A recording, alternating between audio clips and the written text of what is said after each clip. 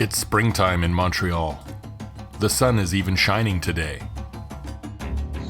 But you can't trust the weather this time of year. It's better to stay inside and keep working.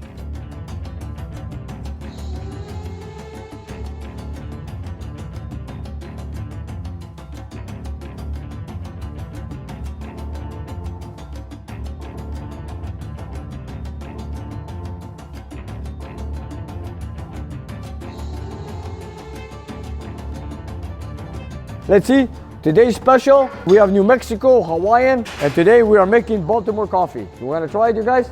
I have not made this coffee yet, so let's make a batch and let's try it. Let's try it out. Here we go. This is sent by one of our YouTube viewers. Nice.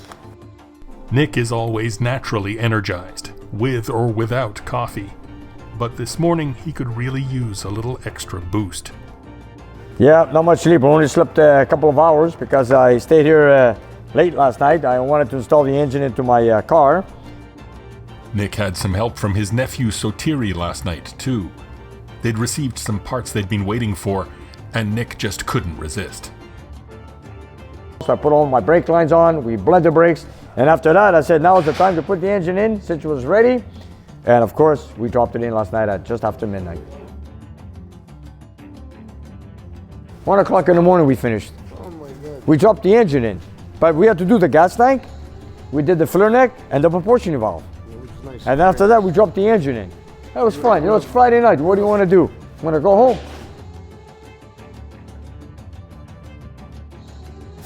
Maybe I should have washed my sink, eh?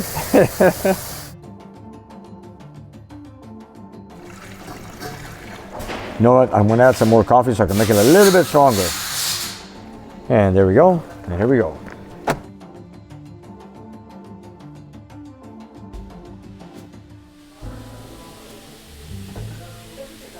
Here it is. Spent an hour or so just to get this thing set up. I put in the filler tube. Of course, we installed the gas tank. Then I put the filler tube, and now the magic touch, the Kowalski simple gas cap. And there it is, in place.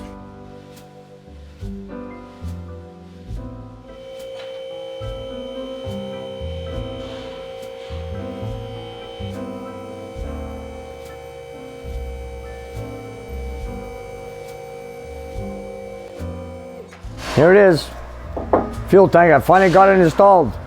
So I spent last night to install it because I wanted to get the tank off the table after waiting a month to get that gas filler tube. And of course I got my proportioning valve. I installed it. Then we bled the brakes last night with a .5 silicone brake fluid so it doesn't burn the paint if it leaks anywhere. But so far we've installed everything. We bled the system last night and we have no leaks whatsoever. Everything went well. Then after that, the other thing is afterwards to do is drop in the engine. I'm so happy I got my gas cap, that little simple thing. Maybe it doesn't mean much to anybody else, but for me, putting that gas cap on, finally, after so many months looking at it, sitting on the table, and I wanted to get it done, and finally, there it is, it's on. And of course, here's my keeper. I have a few potential buyers on it. So I insisted on keeping it here for a little bit longer until I see someone come here and pick it up. And for that reason, that's why I went with the 440 Kowalski Demon build, which is my test motor, which is also belongs to the dyno room. So I installed it in the car last night. You know, like it's a Friday night. I said, you know, it's like a drug, you know. I had the engine ready, the car's here. I said, you know what? I made a pot of coffee. Sat here with a couple of friends of mine, and then we put it into the car. And here it is.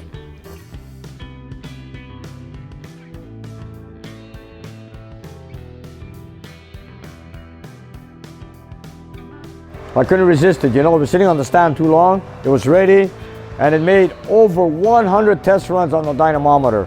And this is the engine that we had a crack in it, and we had to weld it, and then we put a JB weld over it. So you know what, we're gonna test it. It's in the car here now.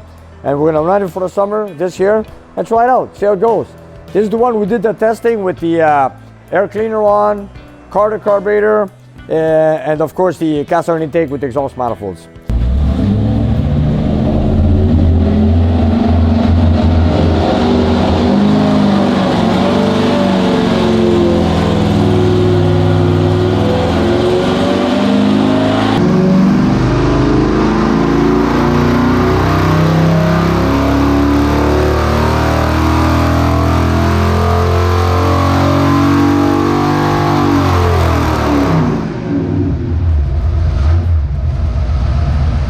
So I can't wait to get this done so I can take it for a drive. And I'm so proud it's in there now. Next to do is, let's put the rest of the stuff in.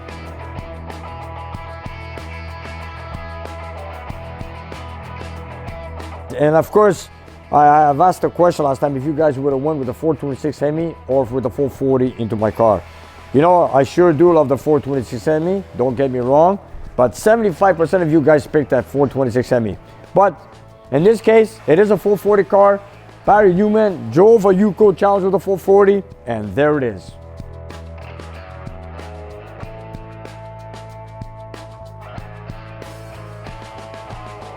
And then we have a potential buyer for the keepers, and for that reason I didn't put in the car, and we'll see what happens. Only time will tell.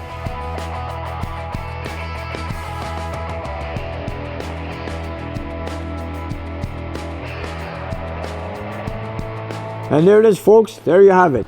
Between the 426 Hemi, 440. And here it is, a true blue Yuko 440. And I still have the original 440 matching number engine, which is back there in the back of the shop, which I'll be building it late this summer, which is going to be installed next year. But for now, I'm going to use this 440 and see how the car goes. With the original carburetor, with the exhaust manifolds, cast iron intake, flat top pistons, ported heads, with 400 horsepower, with the original double snorkel air cleaner. You know, it's not even a year yet since I have the car. My goal is, I always finish cars within a year, from A to Z. And here's an example. We're not there year yet, but we're getting there very soon, and my job is to get it done. Of course, the next thing I gotta do is do the interior. The only thing I've done in here is the heater box, the headliner, and the windows inside the doors and in the quarter panels. And of course, I got the pedals and the handbrake set up. The rest is all waiting to be ordered, bought, and brought here. Here's the dash pad. We took it apart. It's a 3-speaker dash pad of my car, but it's got full of cracks in it. But anyways, I'm gonna have it replaced. I'm gonna buy another one. But we took the frame, we had it lightly sandblasted, and we had it painted. And here, let me show you.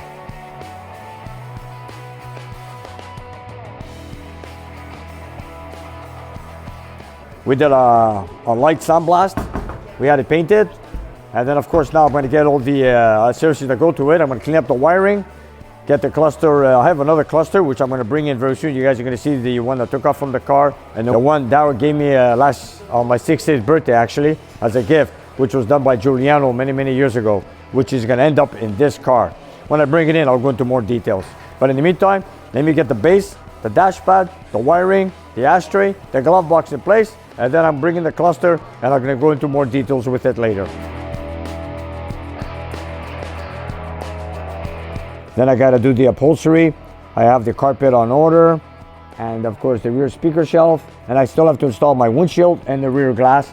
And then of course I've got tail lights, rear moldings on the trunk, quarter panel, I got the grille assembly. I still have to put my transmission, flywheel, clutch, bell housing, and dry shaft, cross member, shifter. But we still have a long ways to go, but surely it'll get done.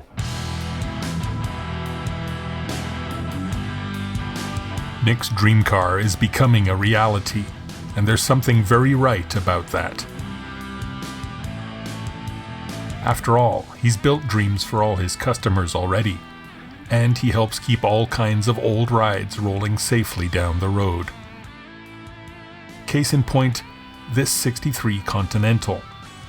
The old land yacht recently got some help in the braking department, after Manny donated a part he was planning to install in his own project, until Nick needed a hand. So, you know what? They did a beautiful job hiding it. What we did is we put a boost assist system, an independent boost assist system in the fender to overcome the fact that the leverage on the pedal back in the day was more than what is typical today. Today you have about, from the pivot point of the pedal to where it picks up on the master, you have about 3 inches typically. The problem is that the Lincoln was designed with a 5 to 6 inch difference. So what that gives you is a lot less pressure. When you put your foot on the pedal, at 100 pounds, you should be putting 100 pounds of pressure on the pedal. You should have about roughly 900 pounds of pressure, hydraulic pressure on the brakes. The problem is, the way the Master was set up, with the booster that it had originally, you had a lot of assist from the vacuum. With the new 2-line Master, the problem is that you didn't have enough pressure going in. So what we did is, I had a VH44 boost assist system that I had purchased for my purposes, but to save an old Lincoln, we kind of used that for our buddy here, the Lincoln. What it does is it adds an extra 400 pounds of pressure on the pedal with an additional vacuum assist. So what Nick ended up doing is he hid the assist unit in here, so it's not visible. You pop the hood, everything looks original, but in doing that, he has the additional pressure. So total pressure is about 1,000 PSI from what we understand. So when he slams the brakes on this thing, it comes to a halt. No harm, no foul. And no visible mess either. So great job on the guys, and I'm happy with what the results are. When you throw out the anchor on this thing, apparently Nick tells me it locks the front brake, so emergency stops are not a problem on this thing. Mission accomplished. Check. Case closed.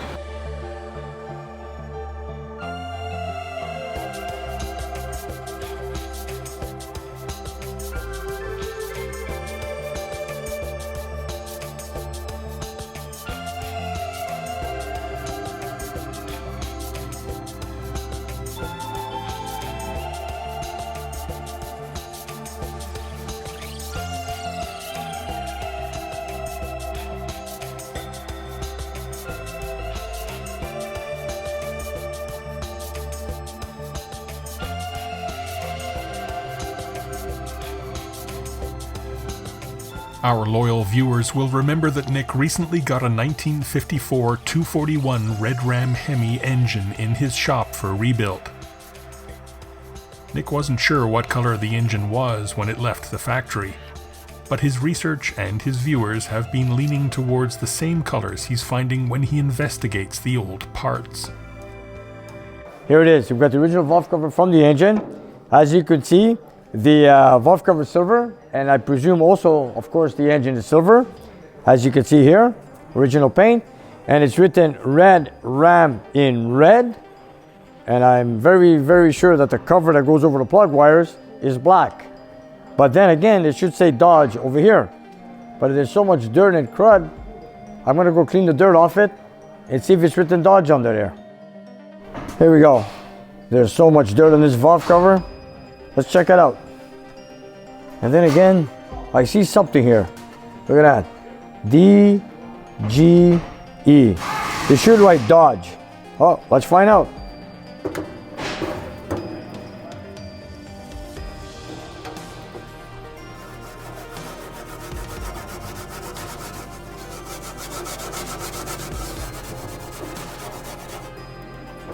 There it is, Dodge. There it is. It's still alive.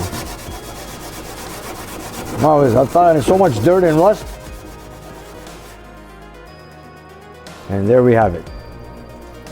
Dodge. There we have it. It is what it is. Red Ram. It doesn't say Hemi anywhere, but I noticed that it's got a ram right in between Red Ram. Right here. And it's written in red. That is awesome. Look at that. I guess this is where the Dodge trucks got their name from. Here it is. Red Ram. There it is. That's the Ram. And of course, it's written Dodge right here. Mr. Joe, owner of the 241 Hemi. There you go, buddy. It's right there. Beautiful. Dodge. Yeah, I love that red Ram right in the middle. Yeah. That looks good, man. And the other valve cover is not written anything.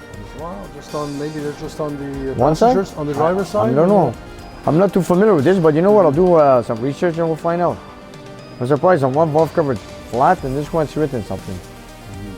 You see it? There's a ram right there. Right? Yeah, there's a Ram right there. Yeah.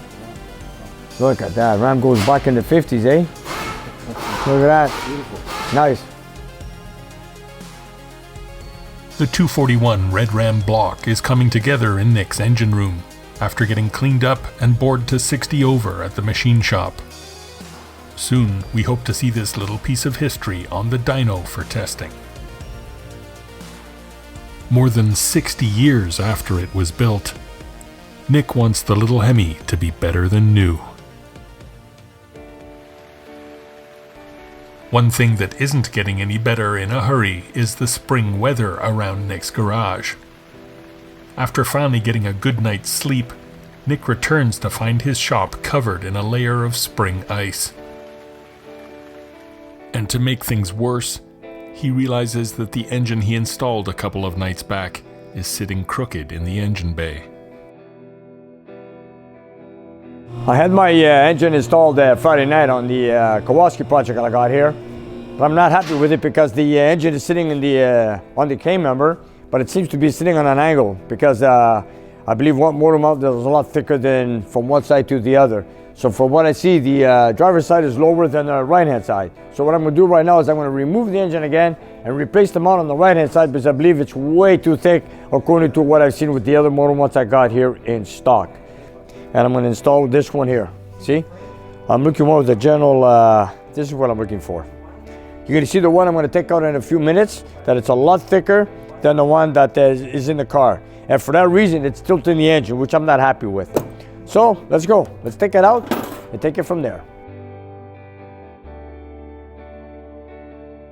I've also installed on the driver's side, I installed the Schumacher motor support, which is the poly lock, which it's unbreakable, which I always use on the driver's side on every engine I build, especially a 4-speed car. And in this situation, since I'm going to push it hard and it's a 4-speed car, I want to make sure it never breaks. We're running out of space in this shop. We're running out of space. Okay, let me get my light. Here, this is what I wanted to show. Here is the Schumacher motor mount right here. Okay, and I measured the thickness and it comes up to this thick. So now I'm comparing to the one on the right hand side, which is a lot higher. As you can see, that rubber is a lot thicker than the other side. So what I'm going to do is I'm going to have this motor mount replaced with another one that's a lot thinner so I can balance out the engine. And let's take it out. Let's go.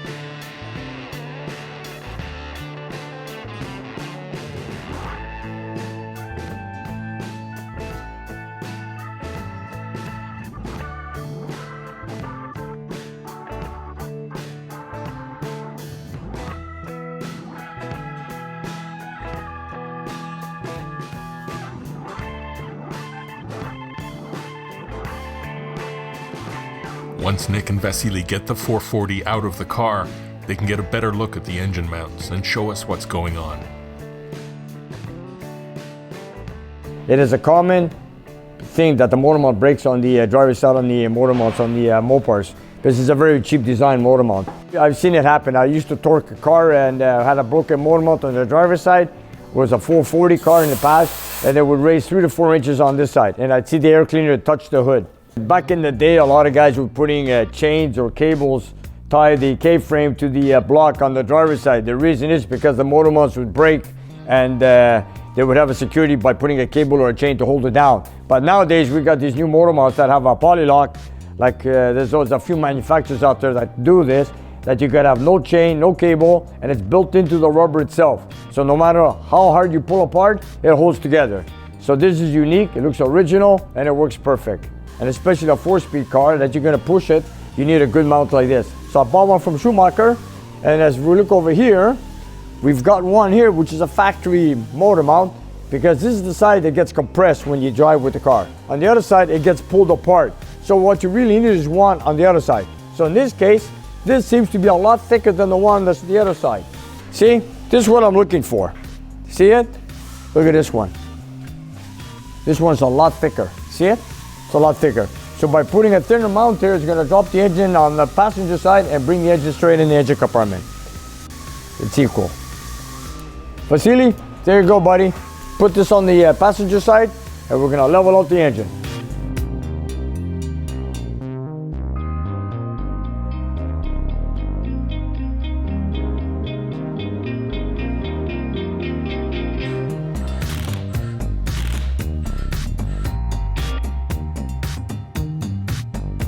That's why the passenger side is so high. There it is. There's the reason.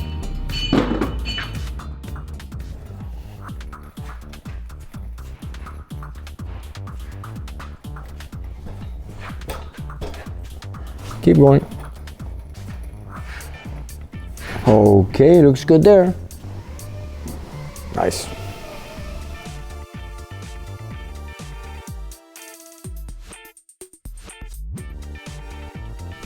Stop. Pull it towards you a bit. Just a bit, okay. Just a bit more. Just a bit, okay. Bring it down. Slowly, stop. Let me just go around the, bring it towards you. Bring it towards you. Keep going. Okay, bring it down. Perfect. Bring it down.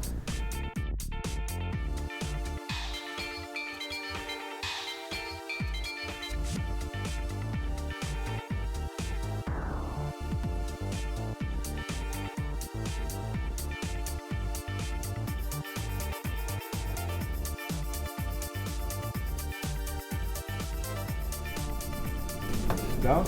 Yep, looks good. Okay, check the other side. Yeah. Oh, Vasily looks pretty good, man. Looks pretty good. Okay, let's put the 2 bolts in. Yeah, looks pretty good so far. Looks pretty good.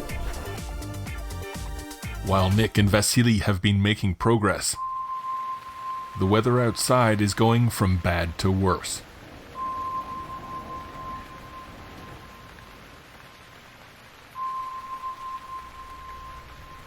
A thick layer of heavy ice is forming on everything.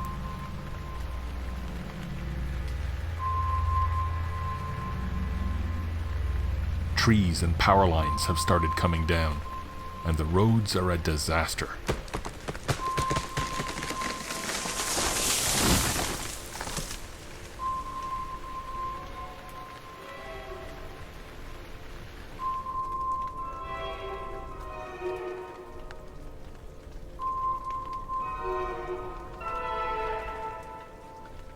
When my shop's open, we're always on the run doing something.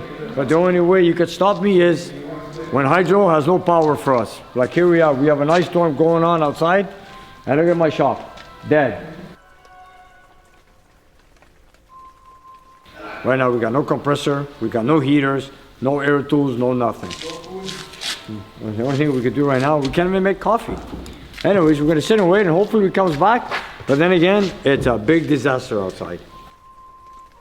I got my boys here sitting around getting paid doing what? Waiting for the power to come back. This is ridiculous. We have a power failure. And right now my shop is full, we got no power.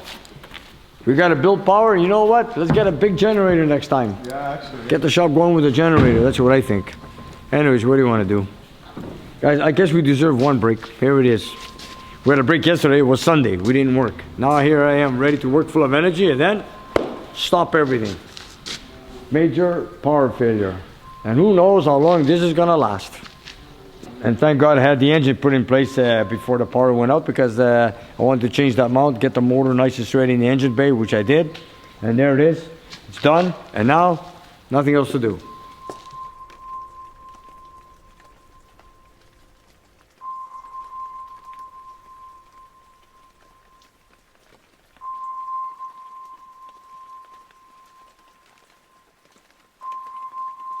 Our true blue die-hard fans will be happy to know that we did manage to get one very important segment shot before the power went out.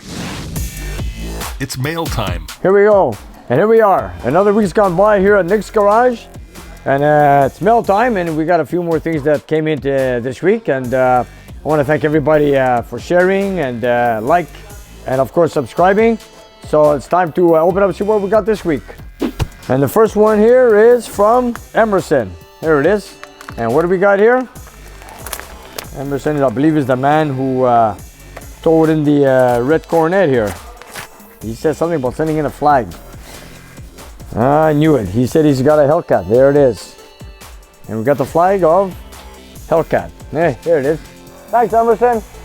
There it is. The Hellcat flag.